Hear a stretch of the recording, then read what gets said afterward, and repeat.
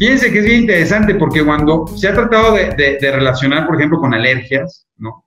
Se ha tratado de relacionar con trastornos del sueño, se ha tratado de relacionar con problemas intestinales del gluten, de si tomas más enchiladas suizas que mexicanas. Bueno, hay una serie de variables, pero en realidad no hay ningún estudio que haya logrado confirmar una correlación específica entre algunas de estas variables ambientales y la presencia de la severidad del trastorno sensorial, ni si se presenta más. Por ejemplo, había un estudio que trataba de correlacionar si los niños que toman más seno materno, por ejemplo, al estar más en contacto con la estimulación oromandibular de la mama, tenían menos problemas sensoriales, por ejemplo, a nivel de la cavidad oromandibular, y realmente no se ha encontrado que haya una correlación específica, ¿no? Entonces, yo creo que hay una combinación entre genética y ambiental muy importante. Qué interesante, y sobre todo esta parte que nos comentas sobre la parte de la parte motora. Yo como fisioterapeuta, pues es como mi parte que más me emociona. Y la parte sensorial, como hay un momento en que estas dos áreas pareciera que van juntas.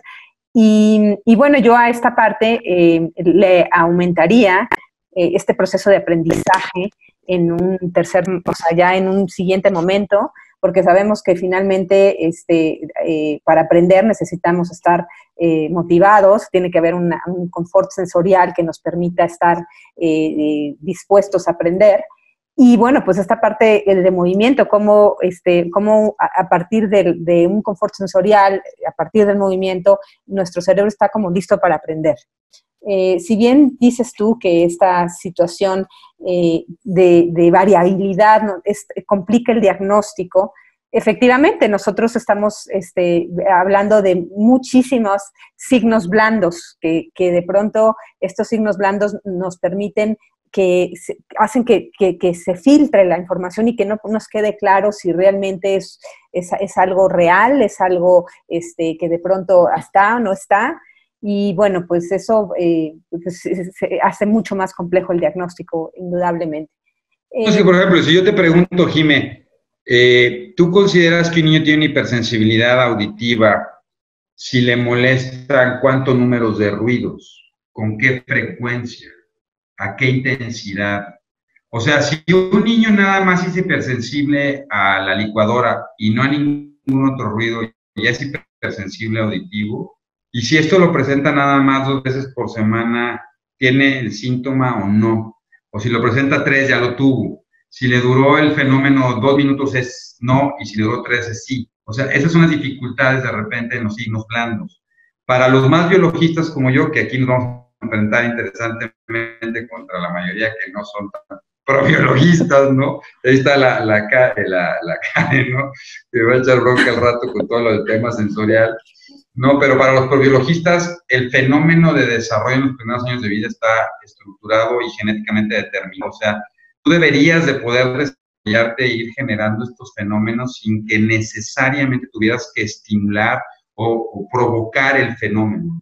Entonces, te digo, esas dos variables yo creo que todos nos enfrentamos y a veces es cuando entramos en discusión, porque las maestras en la escuela, de aquí está Lupita, ¿no? De repente dicen, no, es que tiene un problema sensorial, entonces se mueve mucho en la silla porque no le está tolerando y lo que está buscando es como mayor, o se acuesta mucho en el piso. Eso es un signo que les encanta, ¿no? Es que se acuesta mucho en el suelo y se mueve mucho en el suelo y es porque está buscando una mayor estimulación sensorial de sus receptores de Krabbe, por ejemplo, ¿no? Y entonces dices tú, bueno, y a lo mejor yo le diría a Karen, pues es un niño que tiene ¿por qué no puede ser un niño con ansiedad que está frotándose? O por qué no, a lo mejor tiene una psicosis infantil temprana y piensa que eso más bien es como moverse en la cama o estar nadando. Esas son las dificultades que a veces nos enfrentamos. Así es.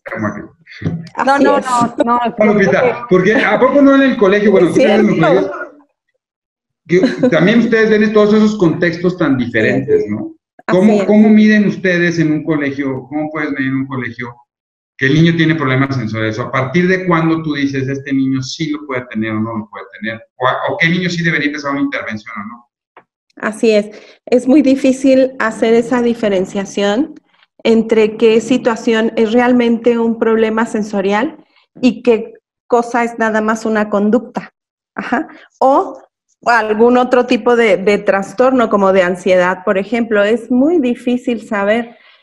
Y dentro de la escuela es un lugar donde las personas que trabajamos ahí, pues no somos el neurólogo, ¿no? Entonces, entonces enfrentarnos le fallamos un resto, no, pues imagínate en la escuela, ¿no? Entonces, es bien difícil hacer esta diferenciación. Entonces, una estrategia que nos ha funcionado a lo largo de muchos años es partir de lo menor a lo mayor y de la respuesta más sencilla a la más compleja, ¿no?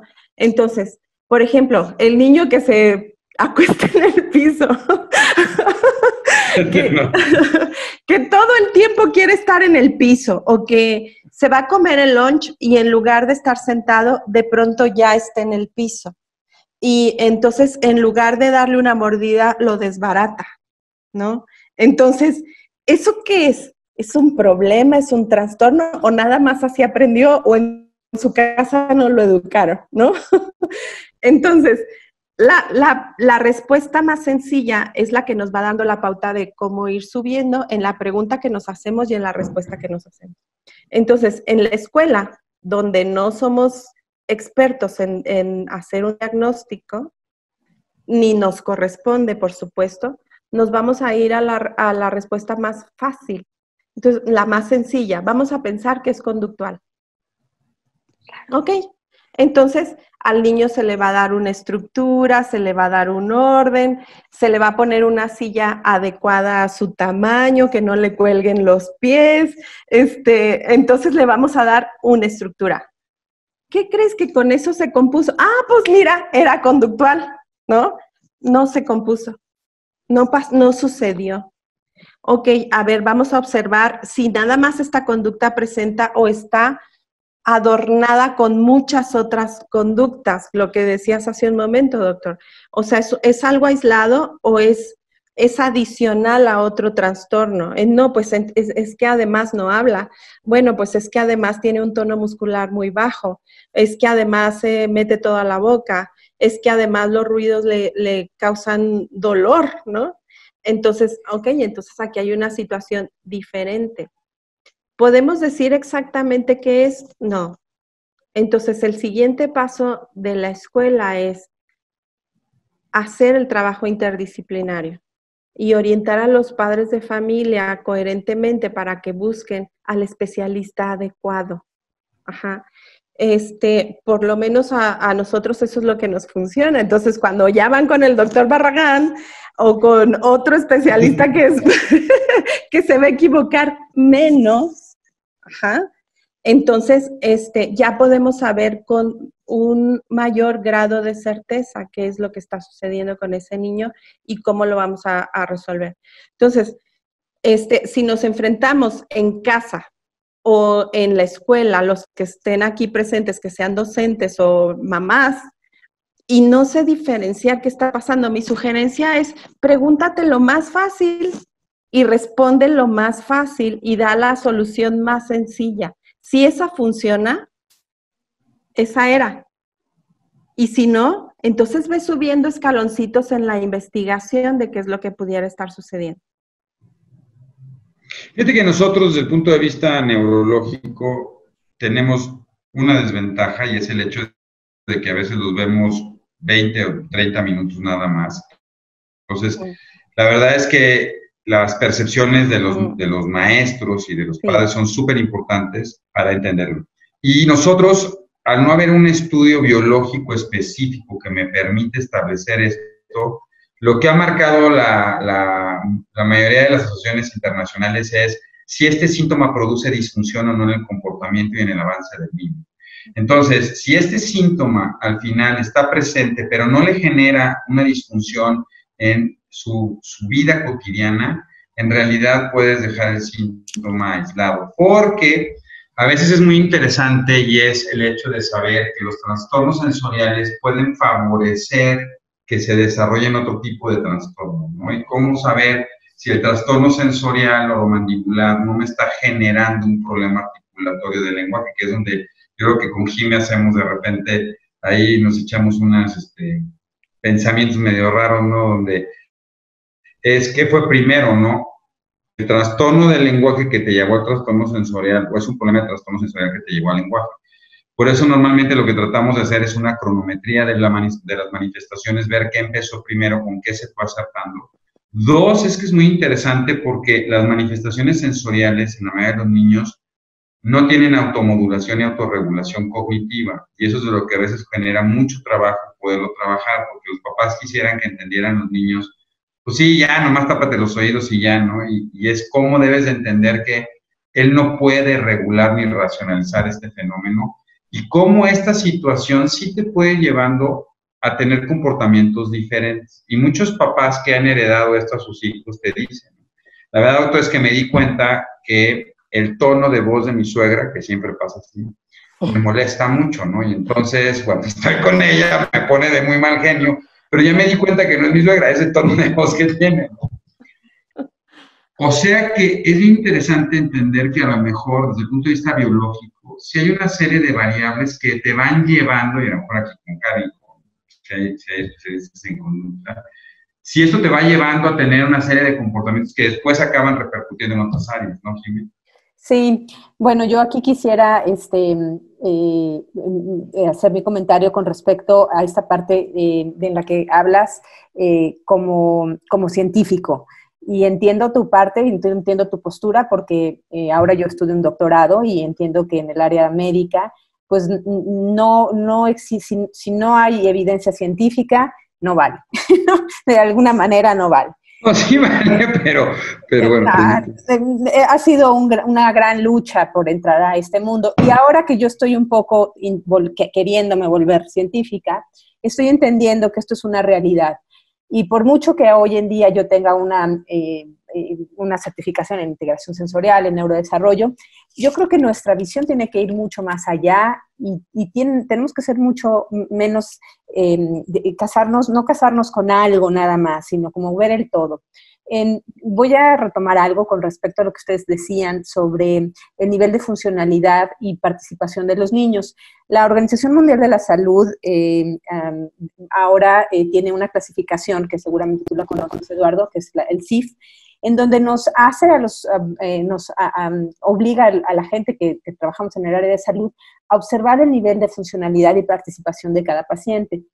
Esto a mí me parece que representa un cambio de paradigma en el área de la salud, porque antes nos dedicábamos a ser bien especificistas y ver únicamente la patología, y entonces el médico decía, es diagnóstico médico y punto final. Entonces, a partir de esto, había como poca posibilidad de entender el todo. Veíamos al paciente como con un TDA, con un paciente diabético, o sea, el nombre de la patología como tal. Con esta nueva clasificación, que bueno, no es tan nueva, es como del 2013, la última, la OMS pide que nosotros que en el área de salud veamos al individuo como un todo. ¿Y esto qué significa? Tenemos que ver el nivel de funcionalidad y participación. Entonces, regresemos al caso de este chavito que se está tirando al suelo. Entonces, claro, bajo los ojos de Lupita, que es psicóloga, o a lo mejor de un psicólogo diría, pues es un tema conductual, o se está masturbando, o está necesitando estar acostado en el suelo porque está teniendo un tema conductual a través de esos ojos. A través de los ojos, a lo mejor del terapeuta físico, el terapeuta físico diría, es un niño que está teniendo un mal control postural, no está pudiendo desafiar la gravedad de este niño y entonces se tiene que tirar al suelo. El que se está tirando al suelo significa que no está pudiendo controlar su cuerpo en esta posición. Y el no poder tener un control postural le va a pegar a otras áreas, indudablemente, porque el desarrollo va unido una cosa con otra. Entonces, bueno, yo quisiera nada más como que en este sentido, cada quien desde su trinchera, observar estos signos, pero tratar de ir más allá, porque pues hay un poco de verdad en cada una de las cosas que nosotros estamos viendo. Y regreso al principio, la variabilidad hace que el diagnóstico sea muy, muy difícil, porque un niño que tiene este tipo de conductas, pues uno puede irse muy fácilmente con la finta de que puede ser A, B, C o D. Y lo malo es que no hay pruebas para A, B, C o D, pruebas contundentes, ¿no? Para los que ya tratamos de hacer ciencia dura. Aquí creo que la pauta evidentemente la tenemos que tomar a nivel de la Clasificación Internacional de Funcionalidad, que es el CIF, Y a partir de esto nosotros tenemos que ver el nivel de participación y funcionalidad del niño. Si es un niño que le toca estar en la escuela y le toca estar sentado o le toca estar, en ese momento lo que toca es poner atención, terminar de comer sentado, terminar de hacer lo que tiene que hacer en tal o cual postura, y el niño no lo está cumpliendo, entonces creo que ahí sí tendríamos que mirar y tal vez abrir nuestro panorama de que a lo mejor no se trata de una simple cuestión conductual, llamar al psicólogo y decirle, ¿qué ves? O sea, ¿estás viendo lo mismo que yo? Porque nos hemos topado con grandes sorpresas, ¿no? O sea, y así como nos hemos topado con grandes sorpresas en donde creemos que es una situación meramente conductual, y uno le va rascando, vamos encontrando a lo mejor grandes deficiencias en un sistema sensorial que no tiene confort. Entonces tenemos un niño que está molesto en muchos sentidos, y cuando un niño está molesto en muchos sentidos, no tiene una motivación para aprender. O sea, yo quiero que terminemos de entender que el desarrollo de un chiquito tiene que ver con estos 3 factores, con la motivación, con el movimiento y con la cognición. Estas tres hacen que los niños aprendan. Un niño a través del juego aprende, a través de que está motivado aprende. Un niño a través de que se mueve aprende y aprende a solucionar problemas, cómo subirse, cómo bajarse, cómo ser travieso. Y esto finalmente le está dando un nivel donde de alguna manera este aprendizaje motor, que es resolución de problemas, le va a dar funciones ejecutivas superiores que tienen que ver con resolver problemas de otro nivel. Entonces, creo que aquí tenemos como que ver, entiendo lo complejo que es porque son muchas variables, pero sí tenemos que entender como el todo, del todo, y aprender a ver a través de ojos diferentes, ¿no? Mis ojos como fisioterapeuta me hacen ver el movimiento y me hacen ver control postural, alineación, balanceo, ¿no? Como si fuera coche. Pero mis ojos no son lo único que vale. O sea, aquí mi postura de movimiento no es la única. Habrá que ponerse los lentes de la parte conductual para ver si le están viendo lo mismo que yo. Y ahí es donde yo quiero retomar que esto no es fácil, porque aquí tenemos como que congeniar pues varias disciplinas, varios puntos de vista, varios egos, varias soberbias. Y en este sentido tenemos como que aprender a ponernos el zapato del otro especialista para poder ver el todo, y no solamente verlo, sino tener la capacidad de discutirlo, de ir con Eduardo y decirle, oye, no, yo no creo que esto esté, o sea, este chavo, no creo, o sea, o te comparto lo que yo vi en el consultorio, o te comparto este video, de manera que, como dices tú, o sea, todos podamos tener como un cachito de esto que a veces no podemos ver.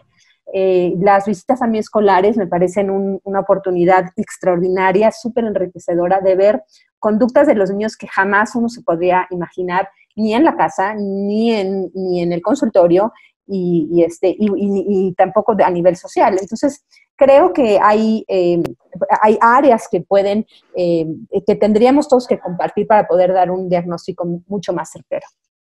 Pero ¿sabes qué? Yo me voy a meter ya que aquí hay muchos de todos. Es súper interesante porque entonces de repente te mandan, ¿no? O sea, no vayas a ir con el doctor primero. No, estoy en una. No vayas a ir con el doctor, por favor, porque el doctor te va a recetar un chocho horrible y yo lo puedo sacar. O de repente en la escuela quiero un diagnóstico.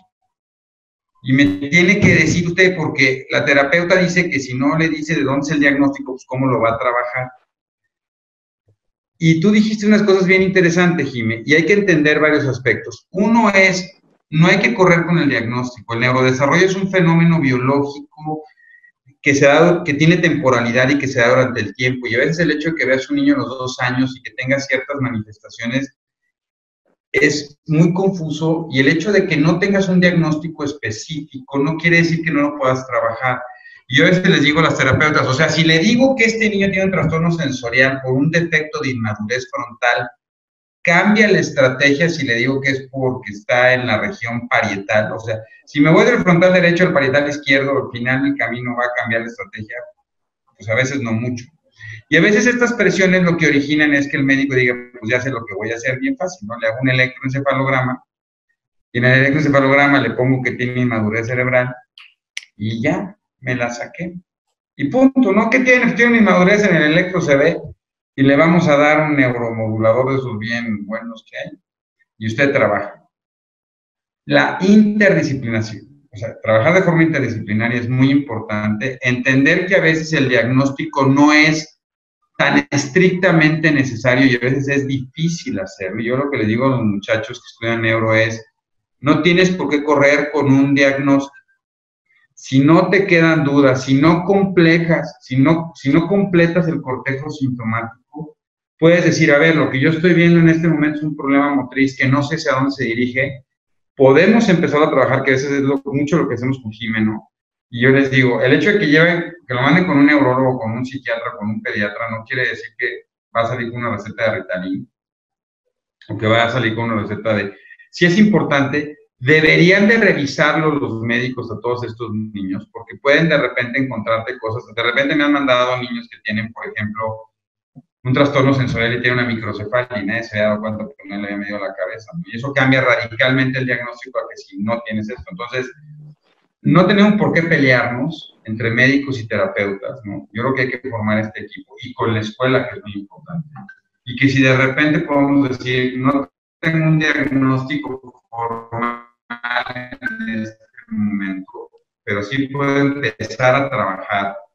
Sí, lo que le veo es que tiene una hipotonía y si tiene un origen A, B o C, al final, oiga maestra, no sé si tiene un TDA o no a los 3 años, 8 meses, ¿no? Porque no sé si lo que se mueve mucho es por... Pero bueno, vamos a trabajarlo, vamos a ver si lo hace, ¿no? Le ponemos unas polenas de esas que hace la Jimena, ¿no? Como con 30 kilos, para que no se mueva el chamaco y con eso no se mueve. O no, Jimena, es que así es un poco, ¿no? Nos presionan de repente con el diagnóstico durísimo, cuando a veces no necesariamente el diagnóstico preciso en un momento dado determina lo que todo el mundo puede trabajar con el chavo. Claro, porque se trata de un proceso que, como bien lo dijiste tú, es un proceso que está en camino. Yo siempre les digo a los papás, es una carrera de 7 años en la cual apenas vas como en los 3, 4, ¿no? O sea, todavía te falta camino y ahorita puede ir retrasado, pero después puede meterle turbo el chavo y avanzar y hasta ganarla. Estoy completamente de acuerdo. Qué bueno que mencionas esto. Yo veo varias directoras en el club de participantes y sí, efectivamente a veces creo que el diagnóstico es algo que a los papás también como que buscan un diagnóstico, un nombre como para dar certeza, o a lo mejor pienso que emocionalmente eso a lo mejor los tranquiliza un poco. Ahí tal vez tendríamos que encontrar o hacer complicidad con la psicóloga que nos diga cómo bajar la ansiedad de estos papás cuando todavía este diagnóstico no se puede dar. Sobre todo porque cuando ellos hablan este tema sensorial y buscan un poco en las redes, pues encuentran trastorno generalizado del desarrollo y entonces piensan en autismo y entonces empiezan a friquear un poco. Y la verdad es que en muchas de tus conferencias, Eduardo, yo he visto, como tú has dicho, que hay momentos en los que el niño puede parecer y salirse o sea, de salirse, pareciera que podría ser un trastorno generalizado del desarrollo, y a la mera hora no, y hemos visto que con una adecuada intervención, los niños muchas veces salen en este periodo, que ya me dirás tú de qué edad a qué edad es, pero creo que finalmente es muy válido lo que tú dices, no hay que dar un diagnóstico, y también nosotros como terapeutas ser como muy cuidadosos, porque mira, a mí muchas veces de las escuelas yo también he visto que detienen el que no vayas con el neuropediatra. Me parece que ya el nombre, antes era el pánico al psicólogo, ahora es el malo del cuento, pues es el neurólogo. Yo todo lo contrario, yo siempre les digo a mis papás, hay tiempos que son muy valiosos y la verdad es que aquí tenemos que entender que somos un equipo, indudablemente. Me parece que sí hay una autoridad médica. Cuando se trata de pediatría, yo sí creo que hay una autoridad médica. Estoy completamente de acuerdo por aquí con una de mis compañeras que yo admiro muchísimo, Rosy Herrera, en la que dice que, bueno, hay un diagnóstico médico y hay un diagnóstico funcional. Y este diagnóstico médico y este diagnóstico funcional viene de esta clasificación hermosísima de la Clasificación Internacional de Funcionalidad de la OMS, en donde ahí ya todos estamos viendo, o sea, cada quien tiene su cajita, en donde cada quien da su diagnóstico, pero en un momento dado todos tenemos que compartirlo. Y esa es la parte de verdadera, pues, multidisciplina, porque creo que la interdisciplina se queda en yo doy mi diagnóstico y esto es mío y no te lo comparto. Yo creo que hoy en día tenemos que hacer un enorme esfuerzo en tiempos, en todo, para podernos realmente comunicar y enlazar, y si es necesario meternos hasta la cocina, o sea, y literal, o sea, ¿para qué? Para poder entender lo que está pasando con los niños y lo que está pasando en ese entorno. Eso para mí es una verdadera multidisciplina. Un trabajo en donde todos podamos ponernos en los Bueno, y que nos podamos equivocar, ¿no? Yo sí te diría, Jime, que nos den chance de que nos podamos equivocar, ¿no? Claro. Y que a lo mejor de repente un día lo vi al niño y dije, pues no es TDA, y lo vuelvo a ver porque la maestra me dice, doctor, pues el doctor dijo que no es TDA, pero no para, no está quieto, no atiende, no, no sé qué le pasa al doc. Y luego lo vuelves a decir, no, sí, sí. Entonces también se nos va, ¿no, Lupita? No les pasa eso a ustedes. La verdad es que nosotros como escuela, bueno, por lo menos en el caso de Splendi, nosotros sí evitamos al 100% el diagnóstico, no es algo que nos interese del niño. Lo que sí nos interesa es que esté en un proceso terapéutico con el neurólogo y con las terapeutas pertinentes para resolver lo que es evidente, ¿no? Lo que está ahí, lo que se ve. Ajá.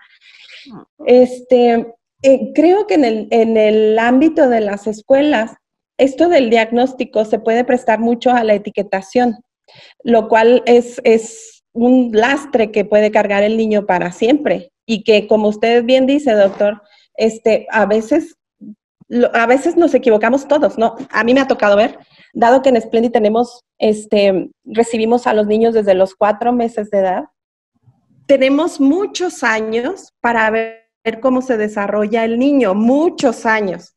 Y hay niños que al año y medio decimos, oye, este niño como que algo le pasa, porque ni habla ni así, y al medio año se compone, o al año se compone y no pasó nada, ¿sabes? Y entonces fue parte de un desarrollo normal, ¿no? Así sucede y sucede lo opuesto también. Dentro de la sociedad, o sea, los padres de familia a veces se muestran muy ansiosos por tener un diagnóstico, especialmente del niño que no es el suyo. Ajá.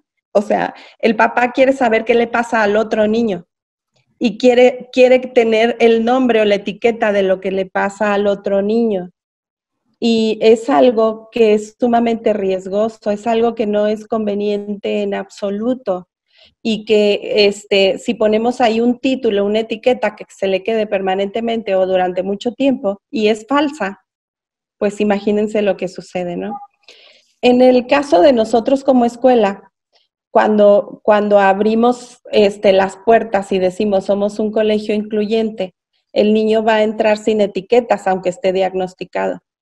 Y el diagnóstico solamente nos sirve para enterarnos de qué está sucediendo, pero no sirve ni es un parámetro de lo que vamos a trabajar con él. O sea, vamos a trabajar con él de acuerdo a las necesidades que el niño presente y tenga, no de acuerdo al diagnóstico que nos hayan dado. Y ha sido muy útil trabajarlo así. Y, por ejemplo, cuando el otro niño pregunta, ¿qué le pasa a Juanito? ¿Por qué no habla? ¿O qué le pasa a Juanito? ¿Por qué se mueve tanto? ¿Qué le pasa a Juanito? ¿Por qué nada más quiere estar en el piso? Nuestra respuesta como escuela siempre ha sido, es porque está en proceso. Esa es nuestra respuesta. Juanito está en proceso. Nunca nos han preguntado en proceso de qué. Nunca nos han preguntado eso. Si nos lo preguntaran, pues diríamos en proceso de desarrollarse, en proceso de ser su mejor versión, no en proceso de parecerse a los demás, no en proceso de componerse o no en proceso de mejorarse, no, en proceso de ser él en una versión mejor, ¿no? Así, nada más. Entonces, cuando el niño, desde muy temprana edad, desde los 2 años o 3 años, escucha que el otro compañero está en proceso, todo se vuelve muy natural. Todo se vuelve absolutamente natural. Y entonces el niño no sabe que va con el doctor Barragán y que va con Jimena Suárez y que tiene además una terapia de lenguaje y que tiene muchas otras cosas. Entonces pasa un año y el niño ya habla y ya se siente en la silla y entonces entonces los demás niños dicen, Miss, Juanito ya no está en proceso. Y entonces decimos, efectivamente, Juanito ya no está en proceso, ¿sabes? Y así es tal cual. O sea, y en la experiencia que nosotros tenemos dentro del aula y dentro del salón de clases, honestamente, el diagnóstico es un tema informativo. O sea, nos sirve, sí nos da un contexto, nos da un parámetro, nos da información. Pero lo que no nos da es exactamente qué es lo que tengo que hacer con el niño en base a ese diagnóstico. Ajá. Sino lo que voy a hacer con el niño va a tener que ver con lo que veo de él, porque voy a tener 4 niños diagnosticados con TDA y los 4 niños van a ser absolutamente diferentes entre sí. Entonces, sí, aquí más bien yo nomás quisiera tocar rapidísimo el tema de, claro, para nosotros el diagnóstico es muy importante por el pronóstico. Claro. Y es muy diferente decir, si Jimé me habla y de repente me dice, oye, este chavito con trastorno sensorial motriz no mejorado en 6 meses, no es lo mismo decirle, es que ese niño tiene una lesión al nacimiento y te va a costar mucho más trabajo, tiene una malformación cortical que a lo mejor no la va a resolver, o no tiene nada y debería de mejorar. Entonces, a veces el hecho de poder tener un diagnóstico temprano, por lo menos sí me sirve para saber, digo, sin ser así perfecto, ¿no? Sí me ayuda a decir qué tan rápido no lo que voy a ver en los cambios debo de esperarlo.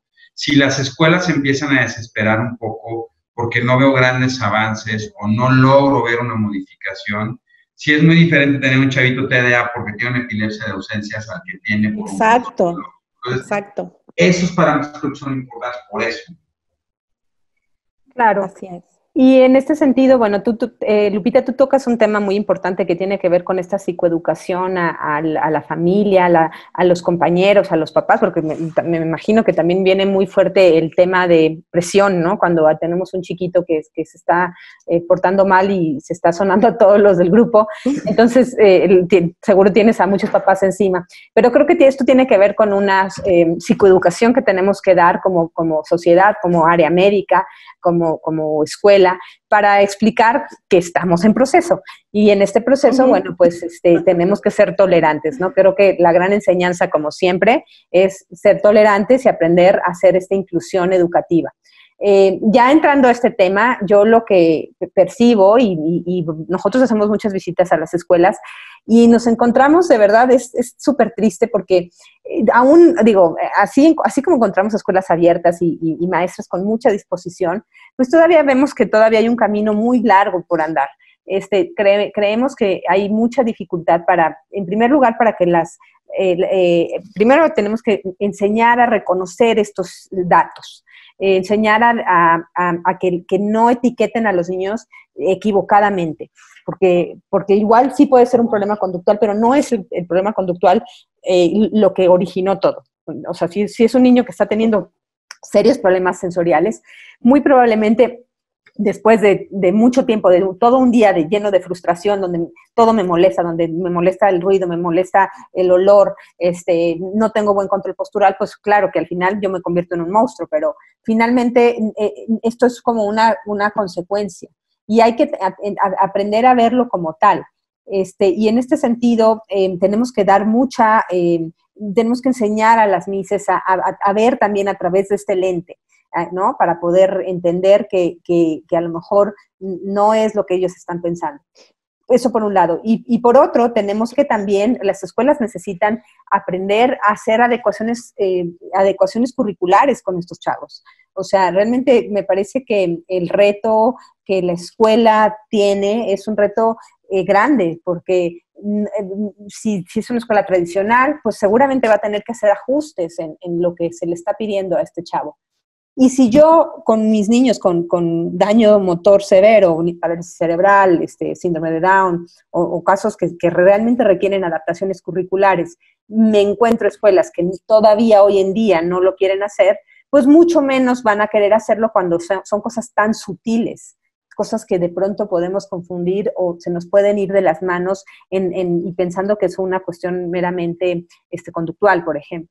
Entonces, creo que el reto es bien grande, el reto es bien grande y bueno, pues ahí te paso la bolita, Lupita, para que nos platiques cuál es el reto de la inclusión ya como tal, porque los papás tocan puertas, o sea, de verdad que aquí tengo varias de las mamás que nos están escuchando, que son caminos donde están ellas, se enfrentan, ya fueron con el neurólogo, van a terapia y de pronto quieren, o sea, ¿qué sigue? O sea, las escuelas están listas para mi hijo y pues no encontramos realmente, o sea, es un camino bien difícil. Yo siempre he pensado que en el área médica les debemos a estos padres todavía mucho acompañamiento. Todavía les debemos, o sea, ellos caminan caminos solos, en donde el sistema de salud tendría que ser mucho más empático, acompañarlos mucho más y hacer lo que hacen en otros países, estas grandes asociaciones de niños con, ¿no? O sea, como para ir clasificándolos y que los papás pudieran tener esta comunicación entre ellos, porque realmente los papás que yo he conocido y que se han abierto camino por sí solos, pues han sido papás que han tenido recursos, han tenido la disposición y han salido adelante como grandes guerreros por sus hijos, pero no es el caso de todos. No sé qué opinen ustedes. Así es. Mira, Jimena, para la escuela, o sea, hablar de la escuela en general, es una situación en la que el reto principal para mi gusto, ¿sabes? Entonces, la palabra inclusión tiene que ver con diversidad. Y pues si diversidad es que debemos aceptar y adaptarnos y adoptar a todo el que es diferente, pues todos somos parte de la diversidad, ¿sabes? Entonces la inclusión implica pues incluir a todos. Esa es la inclusión. Y la escuela no está preparada para eso. O sea, me refiero a la escuela en general, ¿sabes? O sea, la mayoría de las escuelas tienen muchas limitantes. A las escuelas que se dicen, yo soy incluyente, pero yo nada más acepto a un niño de cada 20 que tenga TDA. Pues no es incluyente, ¿sabes? Yo sí soy incluyente, pero a todos los que tienen TDA los tengo en un solo salón, tampoco es incluyente. Ajá. Incluir es a todos. Incluir es aceptar la diversidad, y la diversidad es todo, porque nadie es igual a otro, ¿no? El principal reto que existe dentro del aula es que el profesor o el maestro, la Miss, se le quite el miedo, Jimé. O sea, que se le quite el miedo de tener a un niño con espectro autista o un niño con un tema sensorial o un niño con un trastorno del lenguaje grave. Que se le quite el miedo, ¿sabes? O sea, que acepte que es una persona que lo necesita en la plenitud de la aceptación, en la plenitud del amor y en la plenitud del conocimiento. Yo alcanzo a verlo de esa manera. O sea, el primer reto es que la escuela entienda que inclusión significa todos. Así, nada más. Y que si todos somos diferentes, entonces somos partes de una diversidad, todos. Fíjate que eso es bien interesante porque sí. un pariente mío, ¿no?, que estimo mucho, llegó a una escuela y le dijimos, aquí somos bien incluyentes, y él dijo, no tengo problema con la inclusión, hasta que llegaron los papás de un niño del mismo sexo, ¿no? Entonces de repente vio dos mamás y dijo, chirrión, yo no pensé que esta era inclusión. Entonces, eso que dices es súper interesante, ¿no? Sí. Incluir es muy diferente a adecuar y es muy diferente a ajustar. Y yo creo que de repente, cuando uno les pide adecuaciones curriculares, piensan que tienen que llevar un programa diferente. Y yo creo que eso es un tema que puede dar para... Seguro que sí puede dar para mucho. Entonces yo creo que es bien interesante nada más como yo creo que algo de lo que creo que es muy importante para cerrar es, uno a veces lo que intenta hacer para las terapeutas y para las escuelas es, desde mi perspectiva, cuál es el diagnóstico, y como para ir cerrando, Jimé, si quieres, ¿no? Y poder abrir para comentarios, que yo creo que hay gente muy valiosa aquí que puede hacer comentarios por lo que hemos dicho. Pero yo desde mi perspectiva como médico, te tengo que dar un diagnóstico, no necesariamente es rápido. El diagnóstico puede darte mucho a saber de dónde viene y cómo se orienta. Y de repente es trabajar con la escuela y decir, lo que el niño necesita no es que lo incluyas y lo dejes en la esquina, que a veces parece eso. No es que le des, o sea, que los niños lleven el programa CEP y tu hijo lleve, no sé, programa whatever, y decirle, a este niño lo que está teniendo es un problema específico en esto, y si haces estas cosas probablemente le vas a ayudar muchísimo. Claro. Y que a veces muchas de las manifestaciones comórbidas que llamamos, sobre todo ansiedad, problemas de conducta y irritabilidad, tienen que ver por la dificultad que está teniendo el niño al sentirse bastante agredido a veces, porque no lo están acomodando donde debe. Yo así un poco lo veo y tratamos de trabajar sobre eso. Y la otra cosa que yo creo que es bien interesante y que aquí hay mucha gente con la que he tenido la oportunidad de trabajar, es que nos podamos dar la libertad de discrepancias, ¿no? Y que podamos discrepar, y creo que eso puede ser muy rico sobre todo para los pacientes, cuando puedes discrepar, lo puedes platicar y de repente tratar de ajustar y darle la mejor orientación, no tenemos necesariamente De acuerdo en todo. de acuerdo, y eso tampoco tendría por qué frenar los avances de un chico, ¿no? Que es súper importante. No sé cómo lo ves tú, Jimena. Sí, de acuerdo. Creo que en la diversidad está el conocimiento y el seguir avanzando y la apertura, ¿no? Como esta tolerancia a poder escuchar el punto de vista de los demás. De las grandes lecciones que yo tengo y de la fortuna de que tengo trabajar con grupos extraordinarios de compañeros es que podemos tener esta diferencias y poderlas hablar y encontramos el objetivo adecuado. Creo que es muy importante. Hay varios temas que, bueno, ya no podemos tocar, pero bueno, yo quisiera que se los llevaran en este momento antes de empezar con las preguntas, pero sí sería muy interesante ver qué va a pasar con esta nueva realidad, con estos chicos que ya de por sí traen estos temas sensoriales, qué va a pasar cuando lleguemos a esta nueva realidad a la escuela, con caretas, la maestra Ligia Olmedo me decía, ¿tú te imaginas lo que va a ser para un chavo con un tema sensorial llegar a esta nueva realidad con guantes, con todos estos aditamentos que seguramente vamos a tener que usar después de esta contingencia? Creo que los retos siguen avanzando y pues ahora sí que necesitamos pues ponernos en el lugar de todos para poder entender, ¿no? Pues sí va a ser un reto muy, muy interesante, Jimé. De hecho, lo está haciendo desde ahorita, o sea, con las clases en línea. O sea, estar así en una computadora para un niño con un tema sensorial, pueden pasar dos cosas. Una, o de alguna manera inexplicable logra como engancharse, ¿sabes? Conectarse y ya le gustó y le encontró la forma, o resulta verdaderamente un terror, ¿sabes? Entonces, pues, imagínate después, ¿no? La careta, el cubrebocas, los guantes, no te acerques, no abraces, no nada de eso, va a ser algo muy complicado. Yo creo que por lo pronto el regreso a clases será así en línea, y así en línea será durante muchos meses y no sabemos realmente cuánto. Digo, eso creo yo, por lo que vemos, ¿no? Pero supongo que así va a ser. Okay, ¿con qué cierras? Hicimos una encuesta en casi 1,000 papás. El 80% no está de acuerdo con las clases en línea. La mayoría piensa que hay una sobrecarga para ellos y no están nada contentos. Y muchos chavitos les está costando, o sea, los que no tenían muchos problemas están costando mucho trabajo, los que tenían problemas ejecutorios y motrices están felices, ¿no? Como que están bien tranquilos.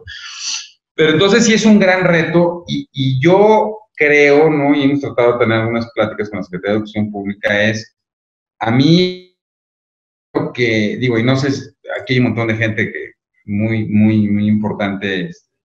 A mí lo que me da miedo es, van a estar más de 6 meses sin ir a un aula, sin estar en un salón de clases, algunos con rezagos importantes, y qué va a pasar en septiembre cuando de repente digan, vamos todos a la escuela. Claro. Para las escuelas va a ser súper reto, súper reto. Va a ser un reto muy, muy grande y pues ya lo sabremos cuando estemos ahí, ¿no? Porque La vida da sorpresas, a veces no es tanto como uno se lo imagina y a veces es peor, ¿no? Entonces, no sabemos qué va a pasar. Realmente, yo quiero decir que nosotros sí nos encontramos con varias sorpresas en este periodo como de 3 meses que hemos trabajado en línea, porque para muchos niños es muy tormentoso, realmente es muy tortuoso. Y para otros niños que efectivamente tienen temas sensoriales o de otro tipo, les resultó como enganchador, ¿sabes? No sé explicar por qué, no sé explicar cómo, de dónde o cuál fue la razón, pero sí veo que tiene un efecto diferencial, ¿no? A unos sí, a otros no. Y sí ha sido un periodo muy pesado. Yo quiero saludar aquí a muchos de mis compañeros. Veo aquí varios terapeutas ocupacionales. La verdad es que la terapia ocupacional es una profesión que puede acompañar mucho a todo este proceso a nivel escolar. Desafortunadamente tenemos muy pocos terapeutas ocupacionales, hay que clonarlos y bueno, los que veo por aquí son gente que yo respeto muchísimo y admiro muchísimo. Por respeto a todos, son las 9 de la noche, es una hora de plática. Les agradezco muchísimo, de verdad, todo mi reconocimiento para mis compañeros, Eduardo, Lupita, los admiro muchísimo, he trabajado muchos años con ustedes y me siento muy honrada de ver durante todo este tiempo que ustedes predican con el ejemplo. Para mí ustedes son de los grandes y de verdad muchas gracias por haber aceptado esto. Creo que ojalá que podamos llegar a más, a hacer más y podamos psicoeducar y podamos hacer muchas más cosas juntos. Aquí veo algunas preguntas y muchas de ellas tienen que ver con en qué momento tengo que ver al neurólogo. Yo vuelvo a lo mismo, el nivel de funcionamiento y participación del niño. Para mí, desde mi punto de vista, la autoridad médica es el neurólogo pediatra. Yo sí quisiera trabajar de la mano con el neurólogo pediatra para poder entender. No hay que tenerles miedo, ¿ya vieron? No come niños, es divertidísimo. Y creo que en la medida que vayamos rompiendo todos estos paradigmas de que, ay, me va a mandar medicamento, o sea, ¿qué les digo? Yo soy un TDA, el más funcional que conocen, mis compañeros neurólogos y los amigos dicen que soy la más funcional, y mírenme, aquí estoy, el medicamento funciona, sobre todo cuando hay mucho que estudiar. Creo que tenemos que romper paradigmas y seguir adelante. Esto es un reto para todos. Muchísimas gracias, Jimmy. Ha sido un honor estar aquí y estar con muchos de los que conozco, ¿no? Gracias, Lupita. Muchísimas gracias. Que tengan una linda noche.